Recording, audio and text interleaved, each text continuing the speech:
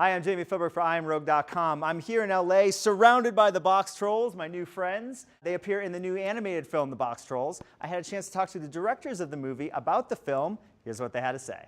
Really enjoyed the movie. Great. Yeah, and the animation is fantastic. Can you talk a little bit about the designs for the characters and the world that you guys all created? Yeah, I mean, the character designer was a guy named Mike Smith. He's a great old traditional animator, but he's worked in every other type of animation there was. So inspired by the look of the picture designs that were done by Michel Breton, French-Canadian artist. Mike designed the characters, and then our amazing crew at Leica through character fabrication and rigging, where they make the rigs, all the way down to the magic department where they do the 3D printing of faces, which nobody knows how they do it. You know, is that what we call the magic department? That's what I call it. Yeah. Where the magic happens is behind those doors. Yeah, where they literally print thousands of faces to go on top of the characters with changes of expression.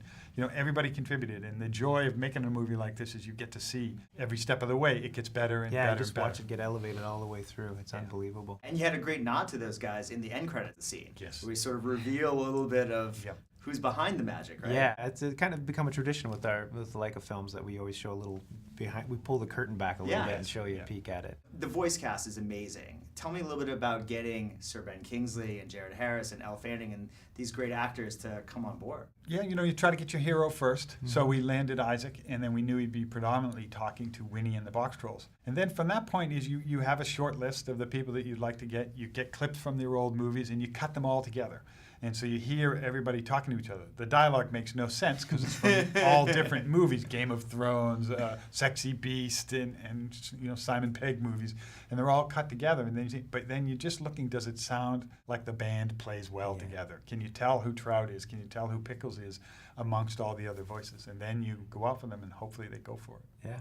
And we were fortunate. I mean, I feel lucky being at Leica. It seems like the short little wish lists that we make for the cast, we have tended to get. So. Yeah. And then, you know, when you get one out of left field, when Tracy Morgan came up, you know, I can tell you 99% of the studios you'd be at, they'd be like, oh, no, but Travis thought it was a great idea. He loved it, and Tracy agreed to do it, which was just phenomenal. Yeah, and he's great. I mean, and I'm glad that you mentioned Dee and Fred and Steve and those guys who are the real voiceover actors. I thought it was great that you guys got them involved too. Yes, they were fantastic, and they were great. We wrote a whole Boxtroll language like Klingon for Boxtrolls, but we didn't like the way it felt. It felt too much like Klingon and stuff. So those guys were really great at. We would pitch them the storyboards and tell them what the emotional core of the scene or the moment was, and they would come up with those gurgly sounds to fit the moment. Well, and then just tell me a little bit about your process as co-directors. Who sort of takes care of one side, or do you guys kind of collaborate on everything together? You know, on this particular project, we definitely stayed joined at the hip as much as possible. I mean, we worked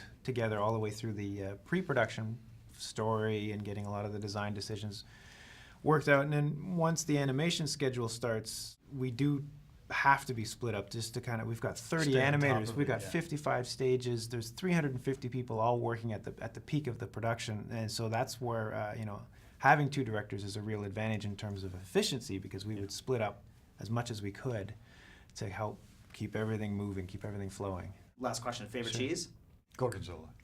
I'm simple, I'm going to say cheddar. Cheddar's good, Gorgonzola, that's a great answer. That's a great answer. It's a funny word. Yeah, cheddar, not funny. Gorgonzola, funny. Very funny. So laws of comedy.